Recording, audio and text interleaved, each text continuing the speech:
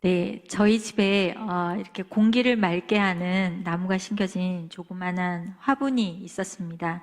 근데 그 화분을 제가 이렇게 옮기다가 이렇게 손이 미끄러져서 떨어뜨려서 이렇게 화분 사기로 된 그 화분이 깨어지게 됐어요. 그래서 급하게 그 나무랑 흙을 이렇게 막 모아서 집에 있는 작은 도자기 그릇 같은데 이렇게 옮겨 두었어요. 그래서 제대로 된 화분을 나중에 사고 또 흙도 보충해서 이렇게 옮겨야지 하고 뒀는데 물을 줘도 한동안은 좀 잘 자라는 것 같아서 잊어먹고 있었어요.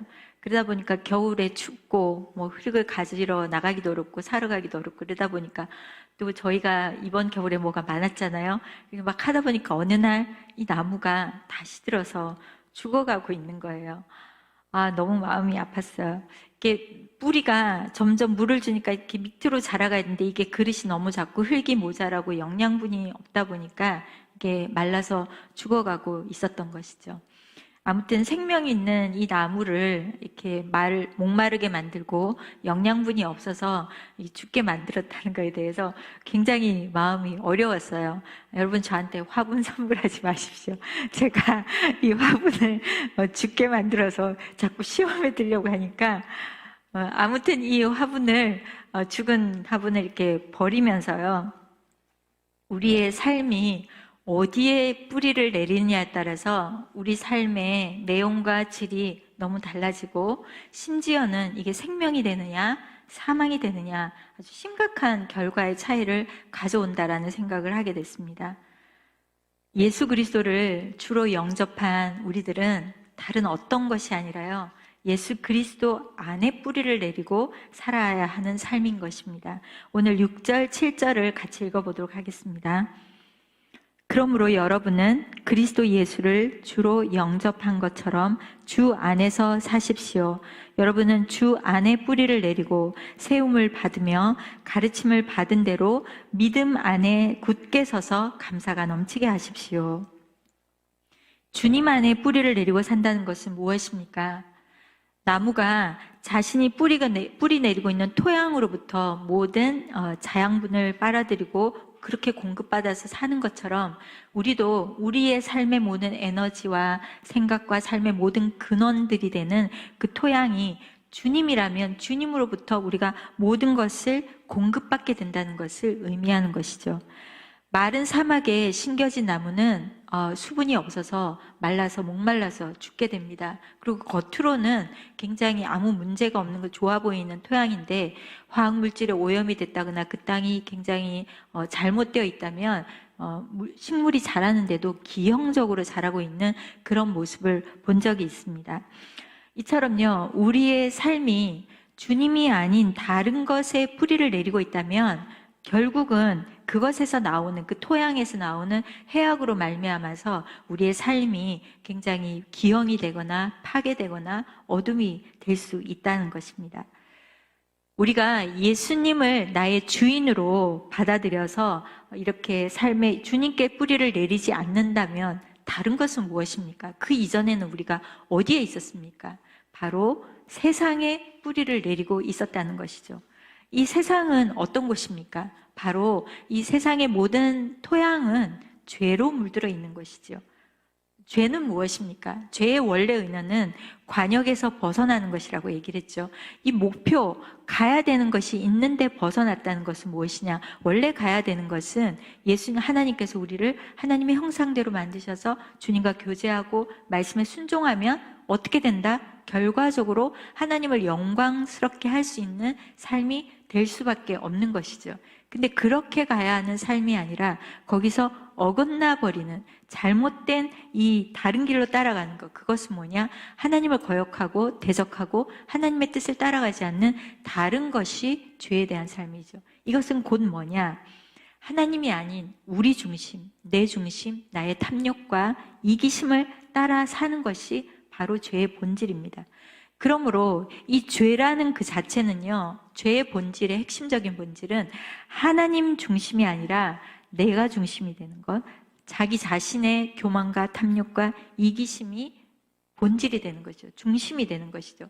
그렇기 때문에 이 죄의 사람이 중심이 된, 하나님이 없고 내가 중심이 된 그곳에 뿌리를 내리고, 그래서 이기적이고 탐욕적인 그런 죄의 본성에서 올라오는 것들에 지배를 당해서 사는 우리의 삶은 어떻게 되는가? 바로 사도 바울이 로마서에 적나라하게 표현을 하고 있습니다. 로마서 1장 28절에서 32절인데요. 우리 큰 소리로 한번 같이 읽어보도록 하겠습니다. 더구나 그들이 하나님을 아는 지식을 하찮게 여김으로 하나님께서는 그들을 타락한 마음대로 내버려 두셔서 합당치 못한 일을 하게 하셨습니다. 그들은 온갖 불의와 악행과 탐욕과 악으로 가득 차 있으며 질투와 살인과 다툼과 사기와 악독으로 가득 차 있습니다. 그들은 수군거리기를 좋아하고 서로 헐뜯고 하나님을 미워하고 건방지고 교만하고 자랑하기 좋아하고 악한 일을 궁리해내고 부모를 거역하고 어리석고 신의가 없고 인정도 없고 무자비한 자들입니다.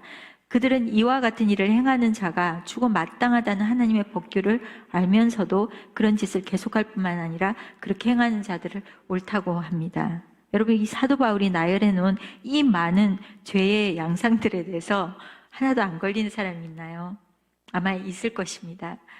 이렇게요, 하나님 없이 죄로 물든 그런 인간 본성에 근거한 삶들은요, 이런 온갖 불의와 탐욕과 음란과 거짓과 폭력과 같은 결과를 만들어낼 수밖에 없는 삶이 되는 것이죠.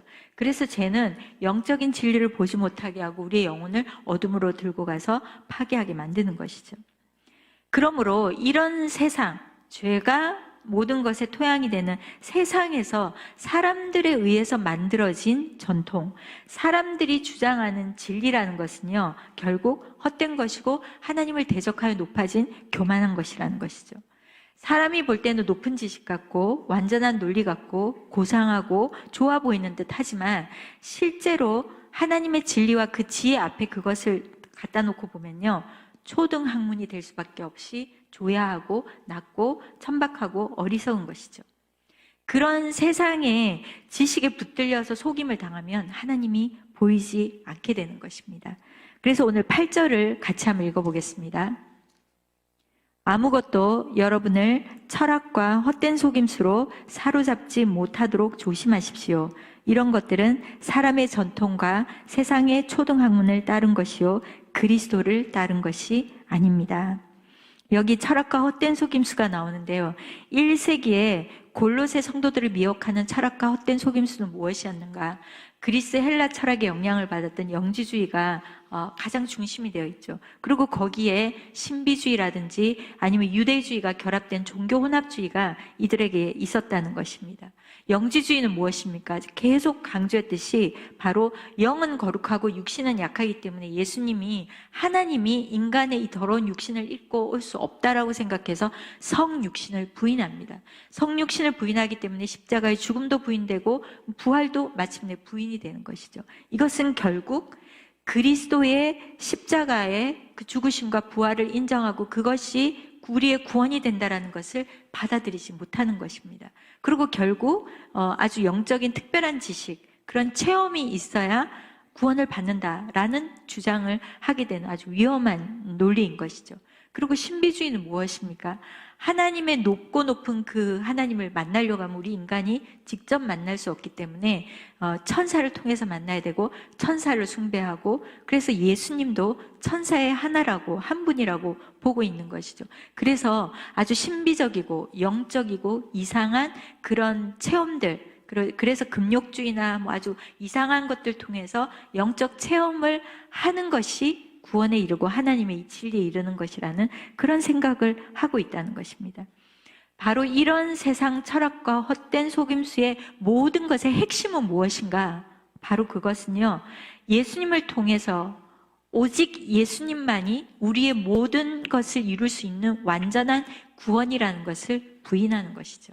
그래서 예수님도 훌륭하지만 우리가 우리 인간적인 편에서, 우리 인간의 어떤 면에서 노력을 하거나 어떤 우리가 뭔가를 가미해야 어떤 종교적 행위든지 우리의 어떤 뭐 잘하는 능력이든지 무엇이든지 그런 특별한 무엇을 더해야만 우리가 구원을 얻을 수 있고 진리를 얻을 수 있다라는 생각을 하게 만드는 것이 바로 헛된 철학의 본질이라는 것입니다. 그래서 11절로 넘어가면 바울이 유대 전통인 할례를 언급하고 있는데, 이 할례도 바로 이런 맥락에서 이해가 되는 것이죠. 할례는 유대인들이 하나님께 택함받은 특별한 백성이라는 것을 보여주는 표식이었습니다. 근데 유대주의자들은요, 이 구원을 이루기, 참 유대인들이 아니라 유대주의자들은요, 참 구원을 이루기 위해서는 그리스도의 십자가만으로는 안 되고 할례라든지 금식이라든지 우리의 어떤 특별한, 우리 편에서 인간이 하는 선한 행위, 인간이 하는 어떤 종교적인 특별한 행위가 있어야만 구원을 이룰 수 있고 그것이 참되다라고 주장하는 그런 논리였다는, 그것이 유대주의자였다는 것이죠. 그래서 바울은 이런 것을 주장하는 모든 사람들이 만든 전통은 초등학문에 불과한 것이고 그리스도를 따르는 것이 아니라고 선포하는 것입니다. 그러한 사상에 미혹이 되면 결국 우리는 그리스도에 대한 구원을 잃어버리고 우리가 가야 하는 삶의 방향을 잃어버리게 되는 것이죠. 그래서 바울은 초등학문이냐 고등학문이냐 참 진리의 기준은 바로 그 안에 그리스도가 있느냐, 그리스도가 주인이 되고 있느냐 아니냐, 이것의 차이를 두고 있다는 것입니다. 당대의 로마 제국은 최고의 제국이었습니다. 로마 제국의 사상이라고 해서 최고의 진리가 되는 것이 아닙니다. 그리고 당대 문화의 최고였던 헬라 사상, 그런 최고의 문화를 따라간다고 해서 최고의 진리가 되는 것이 아닙니다. 천사를 숭배하거나 온갖 신비한 체험을 한다라고 해서 그게 고등진리나 참진리가 되는 것이 아닌 것이죠. 오직 이 모든 진리는 예수 그리스도가 하나님의 아들임을 부인하고 그분을 통해서 우리가 마땅히 구원을 얻는다라는, 이 오직 예수 그리스도를 인정하지 않는 이런 것에서 나오는 모든 학문들, 지식들, 사상들, 문화, 이런 모든 인간의 전통들은요, 결국은 초등학문이에요. 고등 진리, 하나님의 진리에 이르지 못하게 하는 것이라는 것이죠. 그런데 신기하게도 사람들은 이런 헛된 속임수와 이런 세상 철학에 쉽게 미혹이 된다는 것입니다. 왜 그럴까요? 심지어 그리스도인들도 그렇게 됩니다. 근데 왜 사람들은 이것에 이렇게 잘 휘말리게 되는 것일까요? 그것은 이런 모든 사상들은 어디에서 나옵니까? 인간의 전통에서 시작된 것이기 때문에 인간의 이기적이고 교만한 그런 속성과 연관되어 있는 것이죠. 그래서 인간이 자기 스스로 뭔가를 할 수 있다라고 생각하는 자기 중심적인 사고를 가지고 있는 죄의 본성에 근거하고 있는 이런 사람들의 속성과 맞아떨어질 수밖에 없는 것이죠. 그렇기 때문에 그거에 쉽게 끌려 들어가게 되는 것입니다.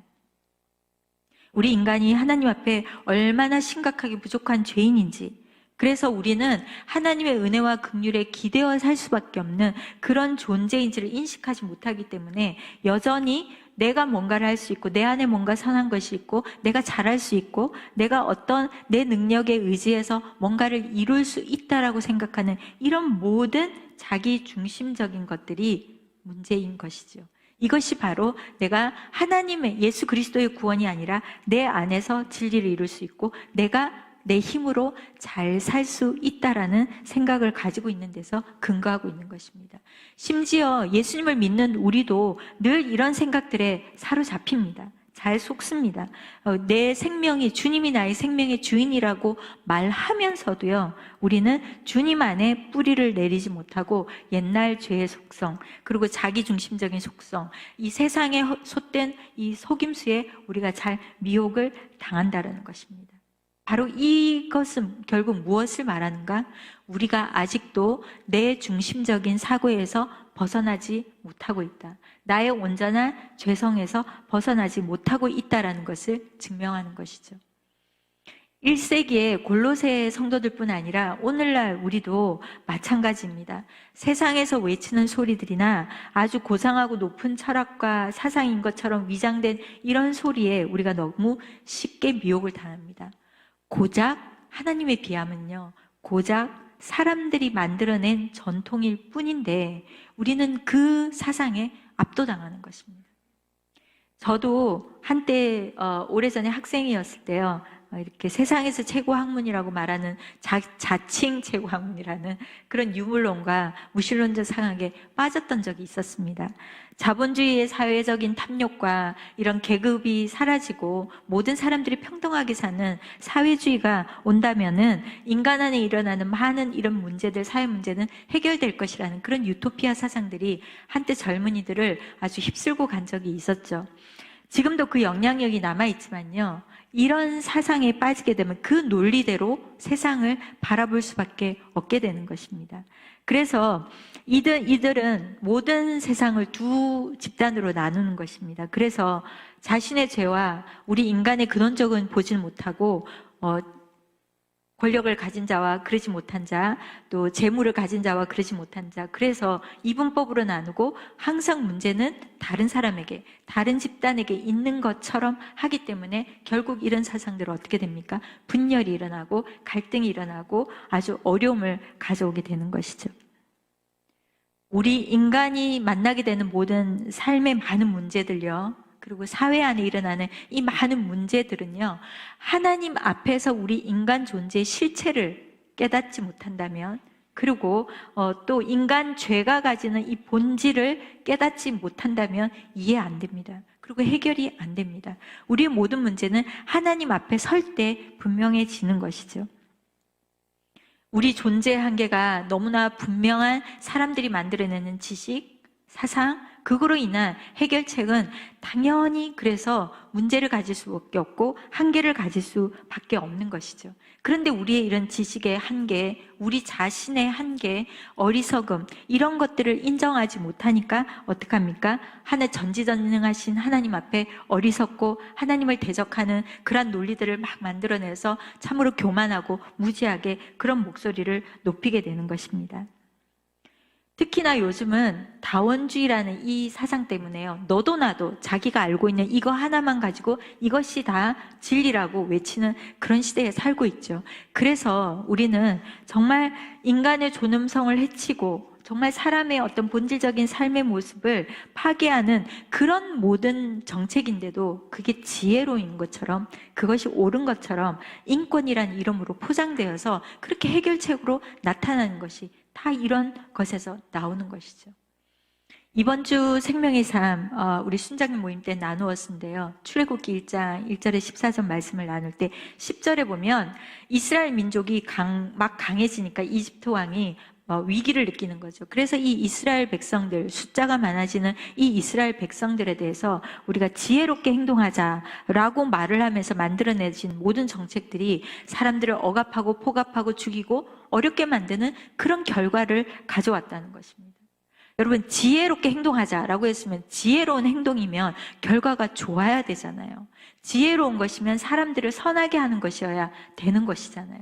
그런데 그들이 지혜롭게 하자라고 했던 결과는 사실 사람들의 삶을 파괴하고 한민족의 인생과 그들의 모든 삶을 혹독하게 아주 고달프게 만드는 그런 문제를 만들어냈다라는 것입니다. 왜 그렇습니까? 그들의 지혜가 바로 자신들의 이기적인 탐욕, 자신들의 그룹의 탐욕, 그런 이 죄의 본성에 뿌리를 두고, 세상에 뿌리를 두고 나온 것이기 때문에 그랬던 것이죠. 이렇게 세상에 뿌리를 내리고 있는 삶, 탐욕과 음란과 이기심과 그런 인간의 죄악된 본성에 뿌리를 내리고 있는 것에서 나오는 열매들은요, 당연히 폭력과 어두움과 분노와 시기와 살인과 죽음, 이런 어두움의 열매를 맺을 수밖에 없다는 것입니다. 그렇다면 우리가 전능하시고 선하시고 은혜와 긍휼이 풍성하시고 너무 좋으신 이 주님, 모든 것에 충만하신 이 주님께, 이렇게 선한 주님께 우리가 뿌리를 내리고 그 주님으로부터는 자양분을 받아서 우리가 살면서 그 주님께 공급을 받고 주님으로부터는 생각과 마음으로 우리가 살아가면서 영양분을 받는다면 어떻게 되겠어요? 선한 열매를 맺고 생명의 열매를 맺고 빛의 열매를 맺을 수밖에 없게 되는 것이죠. 바로 이것을 바울은 그리스도 안에서 충만하게 되는 것이다 라고 얘기를 했습니다. 9절 10절을 같이 한 목소리로 읽어보겠습니다. 그리스도 안에는 신성의 9절 10절입니다. 그리스도 안에는 신성의 모든 충만이 육체의 모습으로 거합니다. 그리고 여러분은 그리스도 안에서 충만하게 됐습니다. 그리스도는 모든 권력과 권세의 머리이십니다. 여러분, 예수 그리스도는 하나님의 아들이자 하나님의 아들이고, 즉 하나님이면서도 우리 인간의 몸을 입고 오셨다라는 것입니다. 예수님이 인간의 모습으로 오셨지만 그 예수님 안에는 하나님의 온전한 신성이 그 안에 충만하게 거하고 있었다는 것이죠. 정말 놀라운 신비죠. 어떻게 완전한 인간이셨던 예수님 안에 하나님의 본성이 없어지지 않고 그대로 다 있었는지, 이거는 누구도 알 수 없는 비밀이죠. 그런데 더 놀라운 것은요, 바울이 여러분도 그리스도 안에서 충만하게 됐습니다, 이렇게 얘기를 합니다. 무엇입니까? 우리도 그리스도 안에서 충만하게, 그렇게 영적으로 충만하게 될 수 있는 존재가 된다라고 얘기하는 것이죠. 어떻게? 왜요? 바로 성령께서, 주님의 영이신 성령이 우리 안에 오시면, 우리 안에서 예수님의 성령과 예수님의 역사가 우리 안에 충만하게 될 때 우리는 바로 놀라운 그리스도 안에서의 그 충만함을 누리게 되는 것이죠.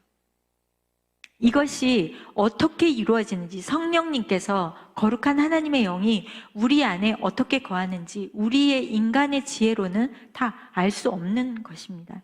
그러나 분명한 것은 바울이 오늘 그리스도께서 우리 안에 함께 하시고 그리스도 안에 우리가 뿌리를 내리고 그리스도 안에서 사는 사람이며, 바로 이 그리스도 안에 있는 충만함이 우리 안에도 역사하도록 그 충만한 열매를 맺게 한다는 것입니다. 어떻게 이것이 가능한가? 그것은 바로 우리 안에 오신 그리스도, 우리 안에 거하시고 계시는 예수 그리스도의 영을 따라갈 때 가능한 것입니다. 예수 그리스도가 나의 주인이라고 고백을 하고요, 주님 안에 뿌리를 내리고 사는 사람이라면 이제 과거의 죄의 본성을 따라가는 것이 아니라 성령을 따라갈 때 그 성령이 주시는 성령의 열매를 맺어가는 삶을 살게 된다는 것이죠. 성령님이 우리 안에서 오셔서 역사하기 시작하면요, 우리의 마음과 생각을 지배하고 다스리기 시작하면 우리가 생각할 수 없는 놀라운 일들이 일어납니다. 왜 그러냐면 성령님은 우리 안에서 예수 그리스도를 계속 증거하고 나타내고, 왜? 주님의 영이니까 우리 안에서 계속 주님의 일을 나타내고 주님의 일을 증거하고 주님의 음성을 들려주고 그분을 우리 안에서 계속 나타내고 있는 것이죠. 여러분은 예수님께서 하나님의 아들이신데 사람의 몸을 입고 오셨다는 이 성육신을 믿으십니까? 믿으십니까? 그렇다면 오셨는데 동정녀 마리아를 통해서 오셨다라는 것을 믿으십니까? 이게 어떻게 믿어지세요? 사람의 논리는 도저히 이해가 안 되잖아요. 그리고 그분이 죽으셨는데 부활하셨다는 게 믿어지십니까? 믿어지세요? 그리고 성경에 나오는 주님이 행하신 놀라운 기적들이 사실이라는 것이 믿어지십니까? 이게 어떻게 믿어질까요?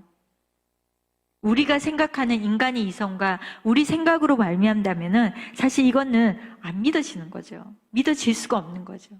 그런데 성령님이 우리 안에 오셔서요, 주님을 증거하고 그분의 일을 우리 안에서 계속 증거하고 나타내시고 증명하시기 때문에 우리가 이런 믿음을 갖게 되는 것이죠. 그래서 이 믿음이 우리 안에 사람의 생각으로는 이루어질 수 없지만 하나님의 영이 오셔서 우리에게 그것을 나타내기 때문에 우리는 이게 믿어지는 역사가 일어나는 것입니다. 그렇기 때문에 결국 어떻게 됩니까? 믿음도요, 내가 얻게 되는 것이 아니라 하나님이 주시는 것이죠. 그리고 우리 안에 하나님의 일이 계속 나타난다고 할 때 여기 충만하여지다라는 말은요, 이 의미로 번역된 동사는 이게 분사 수동태 형태로 나타나고 있어요. 그러니까 충만하게 된다는 것은 내가 아니라 다른 데서부터, 주님으로부터 하나님의 모든 신성이 하늘로부터 부어져서 이루어진다라는 것이죠. 그래서 우리 안에 일어나는 모든 일들이 궁극적으로 이 믿음도 그렇고 우리 안에 역사하는 이 모든 것들이요, 어떻게 되는가? 하나님으로부터 부어지는 것이요, 이것은 곧 바꿔 말하면 우리가 예수 그리스도께 뿌리를 내리고 예수님으로부터 공급되어져서 주님으로부터 오는 그 모든 것들이 우리로 하여금 이것을 믿어지게 하고 이런 것들이 이루어지게 하고 이런 것들 가질 수 있도록 하게 한다는 것이죠. 바로 이것을 바울은 그리스도께서 모든 권력과 권세의 머리가 된다라는 것으로 표현을 하고 있습니다. 이 머리가 된다라는 것은 무엇입니까? 여러분, 우리의 머리는 우리 인간 삶의 모든 중추가 되는 것이죠. 뇌에서 보내는 신경과 뇌에서 보내는 신호와 뇌에서 보내는 이 모든 것들을 받아서 몸의 기능이 움직이는 것이죠. 그래서 뇌에서 모든 것이 공급돼서 움직이는 것처럼 주님이 우리의 머리가 되시기 때문에 예수 그리스도로 말미암아 우리의 모든 생각과 기능들과 모든 삶들이 거기에서부터 공급을 받게 되고 컨트롤 당하게 되고 그것으로부터 충만하게 우리의 모든 기능들이 역사할 수 있도록 인도된다는 것이죠. 그래서 전능하시고 선하신 주님, 지혜와 능력에 부족한 것이 없으신 주님, 사랑과 긍휼과 은혜가 풍성하신 그 주님에게 우리가 뿌리를 내리고 살면요, 거기서 오는 선하고 아름다운 그런 자양분으로 말미암아 그렇게 세워져가는 인생은 바로 그리스도 안에 있는 이 많은 충만함, 그리스도 안에 있는 이 아름다움, 이 충만함을 우리가 동일하게 누릴 수 있는 그런 축복된 삶이 된다는 것입니다. 바로 이것이 바로 사막에서 말라 죽는 토양에 있던 그런 나무가 시냇가에 언제든지 마르지 않고 영양분이 공급되는 거기에 옮겨 심어진 나무와 같다는 것이죠. 그래서 나는 이전에 죄로 인한 어둠과 죄가 만들어내는 이런 죄의 토양에서 살던 내가, 그래서 빛과 생명이 되는 토양으로 옮겨져서 주님이 주시는 빛의 열매를 맺는데, 이 빛의 열매는 무엇인가? 에베소서 5장 8절 9절인데 우리 같이 한번 읽어보도록 하겠습니다. 여러분이 전에는 어둠이었지만 이제는 주 안에서 빛입니다. 빛의 자녀들답게 사십시오. 빛의 열매는 모든 선함과 의로움과 진실함에 있습니다. 빛의 열매와 어둠의 열매, 땅에 어떤 토양에 뿌리다니까 이게 너무 다르죠. 그래서 제가 그림을 한번 만들어 봤어요. 이 사진을 한번 좀 보여주시겠어요? 보이시나요? 이 예수님이 토양이 되는 데서는 이렇게 아름다운 생명의 열매가 맺히게 됩니다. 근데 세상이라는 토양, 죽어있고 어둠이 있는 이 세상이라는 것은 결국 뭡니까? 내가 중심이 되는 토양이죠. 깜깜합니다. 어둡습니다. 사망이 짐치고 있는 이 토양에서 올라오는 열매들은 어떤 것입니까? 분노와 시기와 살인과 폭력과 많은 이 회색빛 같고 까만 이 어둠의 열매를 맺게 되는 것이죠. 그래서 주님의 뿌리를 내렸는지 우리가 나라는 이 세상의 뿌리를 내렸는지 나무의 모습은 너무 다르게 나타나는 것이죠. 자, 이렇게 예수님에게 뿌리를 내린 그리스도의 충만한 삶으로 들어가기 위해서 우리가 해야 할 일은 무엇인가? 오늘 11절 말씀 같이 한번 읽어보도록 하겠습니다. 그리스도 안에서 여러분은 11절 말씀, 자막으로도 좀 띄워주면 좋겠습니다. 11절 말씀, 그리스도 안에서 여러분은 육신의 몸을 벗어버리는 그리스도의 할례, 곧 손으로 하지 않는 할례를 받았습니다. 여기서 우리가 그리스도의 충만함에 들어가기 위해서는 무엇입니까?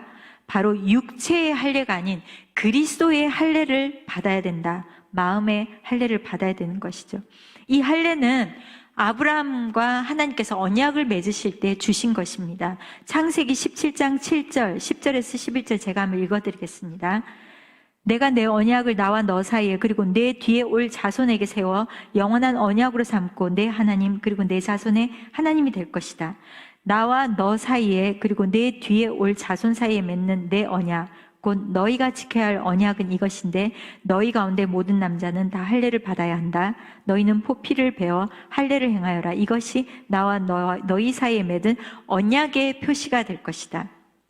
이 구약시대의 할례라는 것은 하나님의 백성들을 향한 주신 것인데, 이 표시를 볼 때마다 유대인들은 뭐냐? 아, 우리가 하나님의 백성이구나 라는 정체성을 가지고 죄의 속성을, 가나안의 속성을 따라가지 않고 하나님의 백성의 모습대로 거룩하게 살아가라는 언약의 표시로 주신 것이죠.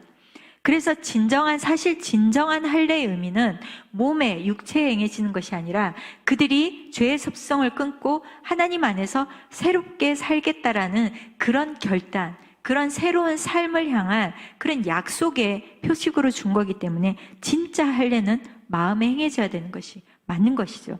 그래서 신명기 30장 6절에 보면요, 너희 하나님 여호와께서 너희 마음과 너희 자손들의 마음에 할례를 베푸시고 너희가 그분을 너희 온 마음과 온 영혼으로 사랑하게 하셔서 너희를 살게 하실 것이다.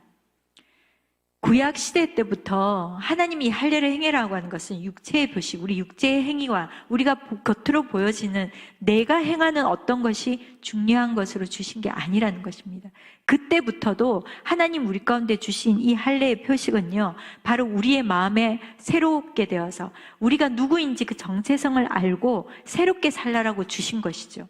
그런데 유대인들이 이런 육체의 모습, 종교의 어떤 행위를 가지고 이 할례의 본질을 왜곡해서 어떤 행위를 함으로 내가 뭔가를 주님 앞에 보여주는 어떤 거라고, 내가 뭔가 그런 나는 할례를 받은 그런 존재야 라는 자기를 드러내는 어떤 그런 것으로 오해함으로 인해서 예수님이 아니라 우리는 이것을 더해야 금식도 하고 할례를 행하고 내가 어떤 이런 걸 했기 때문에 하나님 앞에 인정받는 존재야 라는 것으로 덧붙이면서 문제를 왜곡했다라는 것입니다.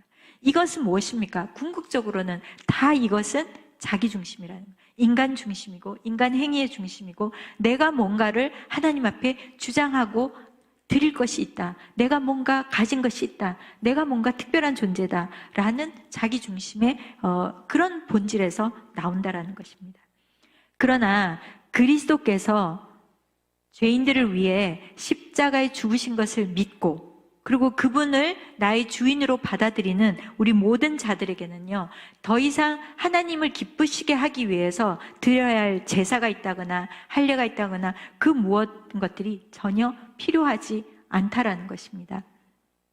왜냐하면요, 예수님께서 우리 죄인들을 위해서 십자가에 죽으심으로 말미암아 우리의 모든 죄의 대가는 단번에 다 해결해 놓으셨다는 것입니다. 죄의 문제는 해결이 됐던 것, 모든 것이 다 해결됐기 때문에 더 이상 추가로 우리가 드릴 것이나, 주님이 우리의 죄를 해결하고 구원의 길을 다 해결해 놓았는데 우리가 뭔가 주장하고 자랑할 어떤 추가적인 것이 전혀 필요하지 않다는 것입니다. 그리고 또한 예수님께서 우리가 의롭게 되고요, 우리가 뭔가 하나님 앞에 용납되어지는 것은 우리가 뭐가 있어서가 아니라 예수님께서 죽으시고 부활하셨기 때문에 그 주님의 의가 우리 안에 그냥 공급된 거예요. 그냥 주어진 거예요. 그래서 예수님의 우리 안에 주신 그 의로 말미암아 내가 하나님 앞에 의롭게 된 존재고, 내가 하나님 앞에 의롭다고 할 수 있고 하나님의 자녀가 됐고 하나님이 맡겨주신 일을 할 수 있게 됐고 하나님의 그 부르심을 이루어갈 수 있는 거룩한 존재가 된 거예요. 바로 이렇게 주님을 믿고 주님을 마음에 나의 주인으로 받아들인다면요, 성령님께서 우리 안에 오셔서 우리의 마음의 할례를 행하시고 우리의 마음의 심령을 새롭게 함으로써 바로 변화되어져서 온전한 주님을 의지함으로 그렇게 새로워지는, 이것이 바로 무엇이냐? 손으로 하지 않는 할례, 그리스도의 할례, 우리의 마음에 행하는 할례인 것이죠. 바로 이 할례를 받는다는 것은 우리가 그리스도와 함께 세례를 받는 것과 같은 것입니다. 그래서 12절, 13절에 보면요, 같이 한번 읽어보겠습니다. 또한 여러분은 세례로 그리스도와 함께 장사됐고 죽은 사람들 가운데서 그리스도를 살리신 하나님의 능력을 믿음으로 그리스도 안에서 그리스도와 함께 다시 살아났습니다. 여러분은 죄와 육체의 무할례로 죽었으나 하나님께서 우리의 모든 죄를 용서하심으로 여러분을 그리스도와 함께 살리셨습니다. 여기서 세례를 받는다는 말, 이 밥티조라는 말은 물에 잠기는 것이죠. 사람이 물에 잠기면 어떻게 됩니까? 죽는 것이죠. 바로 죽는 것입니다. 그래서 세례를 받는다는 것 이 자체가 그리스도에게 연합한다는 것은 세례를 받는 것이고, 이거는 곧 무엇이냐? 우리의 죽음, 나의 본질의 죽음, 내가 중심적으로 살던 이 죽음을 의미하는 것이죠. 그래서 로마서 6장 4절에서 5절은 바로 이렇게 되어 있습니다. 바울은 이 세례를 이렇게 표현합니다. 우리는 그리스도의 죽으심과 연합해 세례를 받음으로써 그분과 함께 묻혔습니다. 이는 그리스도께서 아버지의 영광으로 인해 죽은 자들 가운데서 살리심을 받은 것처럼 우리도 또한 새 생명 가운데서 살게 하려는 것입니다. 우리가 그리스도의 죽으심과 같은 죽음으로 그분과 연합한 사람이 됐다면 분명히 우리는 그리스도의 부활하심과 같은 부활로도 연합한 사람이 될 것입니다. 여러분, 우리가 예수님 앞에, 여러분 다 세례를 받으셨나요? 세례를 안 받으신 분도 계시는데, 세례를 받는다, 주님의 십자가에 연합한다 라는 것은 나의 옛사람, 세상에 의지하고 내 중심적이고 내 안의 본성을 따라가든, 이것은 십자가에 못 박혀 죽었다는 것입니다. 죄의 몸을 더 이상 우리는 죄를 따라가는 죄의 종으로 살지 않고 거룩한 하나님의 자녀로 새로운 것에 뿌리를 내리고 새로운 존재가 되어서 다시 태어났다라는 것이 세례를 받는 것이죠. 그래서 우리는 예수님과 연합한다는 것은 죄에 대해 죽고 우리가 본 어게인, 새롭게 태어났다는 것은 여러분이 과거와 다른, 세상과 다른 그런 삶의 모습, 그런 삶의 결단, 그런 삶의 행보, 삶의 열매가 있어야 하는 것이 당연하다라는 것입니다. 그것이야말로 우리가 진짜 새롭게 태어난 존재라는 것을, 그리고 내가 진짜 주님 안에 뿌리를 내리고 있는 존재라는 것을 나타내는 것이죠. 바로 이전에 내가 가지고 있는 모든 내 중심성인 그런 이기심, 탐욕, 우리 안에 있는 잘못된 이런 모든 세상에 뿌리를 내리고 있던 이 본성을 이제 주님의 십자가를 완전히 못 받고 나는 다르게 사는 것을 의미하는 것입니다. 이것이 바로 그리스도와 함께 죽고 그리고 그리스도 안에 뿌리를 내리고 사는 것. 그렇게 새롭게 그것을 통해서 태어난 사람만이 어떻게 되는가? 그리스도 안에 충만한 이 삶의 열매를 누릴 수 있게 되는 것이죠. 여러분, 우리가 그리스도 안에 있는 그 놀라운 충만한 삶을 누리고 싶고, 기쁨을 누리고 싶고, 만족을 누리고 싶고, 행복함을 누리고 싶고, 주님 안에 있는 이 기쁨을 날마다 누리고 싶은데 왜 안 될까요? 환경이 안 돼서 그런 걸까요? 무엇이 안 돼서 그런 걸까요? 그렇지 않습니다. 우리가 바로 주님 안에 완전히 옮겨 심어지지 않았기 때문에, 우리가 세상에 있는 아직 과거의 본성들이 남아서 우리의 밑으로부터 오는 토양들이 완전히 주님으로부터 온 자양분이 아니라 다른 것들이 섞여서 들어오기 때문에 우리는 여전히 온전한 만족을 못 누리는 것이죠. 이것을 우리는 다 세상 탓이다, 다른 사람 탓이다, 문제 탓으로 보고 있지만, 사실은 우리의 깊은 본성이 완전히 주님 앞에 온전히 뿌리를 내리지 못하고 있는 그런 불순물이 섞여져 있기 때문에 그렇게 어려움이 되는 것입니다. 사랑하는 여러분, 우리가 과거에 어떤 어려움이 있었고, 어떤 문제가 있었고, 어떤 타락한 삶을 살았고, 어떤 죄가 있었고, 그것이 우리를 어떻게 힘들게 만들었다 할지라도 우리의 옛사람이 죽고 그리스도 안에 다시 태어나 그곳에 뿌리를 내리고 살면요, 우리의 인생 역사는 다시 쓰여집니다. 여러분, 그걸 믿으십니까? 우리 인생 역사는 새롭게 쓰여질 수 있습니다.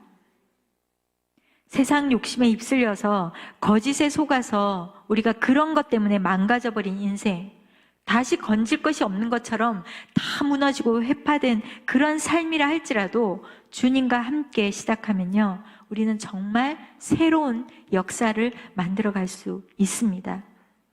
우리 자신의 이기심과 아집에 붙들려서 용서하지 못하고 분노하고 미움 때문에 여러분, 우리의 가족관계, 주변의 모든 관계가 다 깨어지고 남은 건 상처와 절망과 낙심밖에 없다고 생각되어지십니까? 그렇다 할지라도 우리가 주님 안에서 새롭게 일어날 수 있습니다. 주님 안에 뿌리를 내리고 주님과 다시 시작하면 모든 상처는 치유를 받고 새롭게 갈 수 있습니다. 여러분, 이것을 믿으십니까? 주님이 치료하지 못할 상처가 없고요. 주님이 해결하지 못할 문제는 없습니다. 주님 안에서 주님을 바라보면 이것이 가능합니다. 그래서 바울이 14절 15절에 보면요, 예수님께서 십자가에서 모든 마귀의 계계를 파하였다고 전쟁의 용어를 씁니다. 모든 우리 죄가, 과거의 죄가 우리를 붙들고 조롱하고 있는 이 모든 의문의 증서들, 비체무, 죄로 인해서 우리 가운데 붙어있는 이 모든 것들을 다 다 부서뜨리고 남아있는 게 없도록 만들었다고, 이미 그렇게 하셨다고 선포하고 있는 것입니다. 그렇기 때문에 하나님 우리에게 새롭게 갈 수 있는 일을 활짝 열어놓은 것이죠. 문제는 우리가 그것에 들어가느냐 안 들어가느냐, 그렇게 가도록 결단하느냐 아니냐의 차이인 것이죠. 그래서 새롭게 되려면 지금 바로 이 시간에, 바로 이 순간에 옛사람, 나의 옛날의 삶의 방식, 내 옛 습관과 사고는 모두 다 버리고, 다 십자가에 버리고, 주님 앞에, 주님으로부터 이 근원에서부터, 내 본성에서부터 주님 앞에 뿌리를 내리고 새롭게 살기를 결단하셔야 합니다. 여러분 결단하시겠습니까? 결단하시겠습니까? 내 생각과 사고를 붙들지 않고, 내 본성에서 올라온 것을 붙들지 않고 주님의 것을 붙들어야 되는 것입니다. 여러분, 돈이 모든 것을 해결할 수 있다라고 생각하는 이것에서 오는 물질에 집착하는 것, 이거 버리십시오. 물질에 대한 욕심에서 벗어나서 주님께서 지금 내게 허락하신 이것에 감사하십시오. 그럴 때 참 자유와 만족이 있습니다. 또한 명예와 권력으로 자신을 높이려고 하는 이런 야망을 포기하십시오. 이런 야망에 붙들리면요, 불의를 행하게 됩니다. 뇌물을 드리게 됩니다. 보이지 않는 곳에서 안 좋은 일을 행하게 됩니다. 그런 불의함이 쌓여서 어느 날 내 인생이 댐이 무너지듯이 무너지게 됩니다.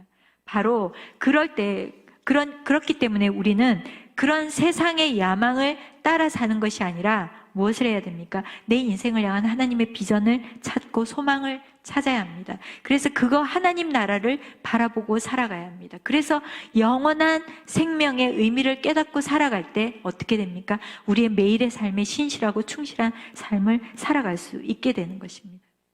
여러분, 음란한 것들요, 세상에 음란한 것들이 널려 있습니다. 비디오, TV, 모든 자료들이 우리의 눈을 유혹하고, 주변의 모든 환경들은요, 너무 쉽게 우리를 성에 무너지게 만듭니다.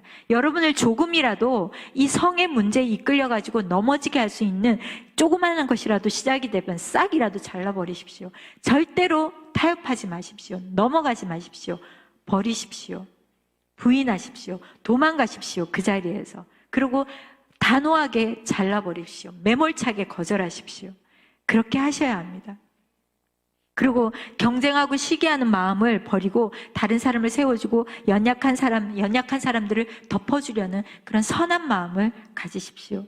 그리고 자신의 생각과 그런 제한된 생각으로 비난하고 판단하는 것보다 다른 사람을 연약한 점을 도와주고 내 안에 허물을 먼저 발견하려는 겸손한 마음이 주님께 뿌리를 두고 있는 마음이죠. 나의 공로, 내 행위를 자랑하고 내가 어떤 사람이라고 나를 드러내려고 하는, 그렇게 인정받으려고 하기보다 죄와 허물로 죽을 수밖에 없던 나를 살리신 주님의 은혜를 기억하면서요, 낮은 종의 마음을 가져야 합니다. 여러분, 내가 있는 곳에서 연합과 화합이 일어나지 않고 다툼이 일어난다는 것은 우리가 주님의 뿌리를 내린 종의 마음, 낮은 마음이 아니라 무엇입니까? 내가 어떠한 사람인가를 드러내려고 하는 자존심의 뿌리를 내리고 있는 것이죠. 우리가 그리스도 안에 있는 자존감과 자존심은 다릅니다. 내 자아에 뿌리를 내리고 있는 자존심은 내가 억울함을 당하고 내가 무시를 당하면 화가 나죠. 그러나 그리스도 안에 있는 자존감은 때로 손해를 보고 억울한 일을 당하고 무시를 당해도 주님 앞에 우리가 어떤 존재인지를 바라보고 주님이 나를 어떻게 받아준지를 바라보면서 그런 억울함과 그런 것들을 내려놓고 버릴 수 있는 마음, 그럼에도 불구하고 기쁘고 자유할 수 있는 마음을 가질 수 있는 사람이 건강한 자존감이 있는 사람인 거죠. 자존심이 아니라. 여러분은 자존심을 붙들지 마시고요, 그리스도 안에 종된 자유함, 평안한 이 자존감을 가질 수 있기를 주의 이름으로 축원합니다. 바로 이제 이렇게 우리가 우리 안에 참 기쁨이 없고 자유가 없고 평안이 없다는 것은요, 우리가 하고 있는 내 모든 삶의 뿌리가 내게 올라오고 있는 내 중심의 이 가장 깊은 본성이 어디로부터 시작되고 있는가? 여러분, 그것을 찾아내기를 주님의 이름으로 축원합니다. 오늘 우리가 내리고 있는 모든 생각들, 우리의 모든 삶의 발걸음들이 주님께 뿌리를 두고 거기에서 올라오는 결정인지, 아니면 세상에 내 중심에서 올라와서 내 안에 있는 쓴뿌리 때문에 다른 것으로 세상의 소리에 거짓에 속아서 그런 것들에 속아서 내리고 있는 결정인지 하게 될 수 있기를 주의 이름으로 축원합니다. 그래서 우리가 온전히 주님 앞에 뿌리를 내리고 공급받을 때요, 여러분의 모든 깨어진 것들이 회복되고 무너진 것들이 다시 일어나고 새로운 용기로, 새로운 결정으로, 새로운 결단으로 나아갈 때요, 오늘 내가 내린 이 결정이 내일 어떻게 하나님께서 놀랍게 역사하실지 여러분 모르잖아요. 주님을 믿으십시오. 주님 안에 뿌리를 내리고 주님으로 오는 분은 결정을 내릴 때 하나님은 그 작은 믿음의 결단을 통하여 우리 인생에 놀라운 일을 행하실 것이고, 여러분의 삶을 들어서 놀랍도록 영광 가운데 쓰게 하실 것이고, 무너진 모든 삶들을 일어나게 하는 주님의 놀라운 역사가 우리 안에 시작될 줄 믿습니다. 오늘 그 은혜가 저와 여러분의 있기를 주님의 이름으로 축원합니다.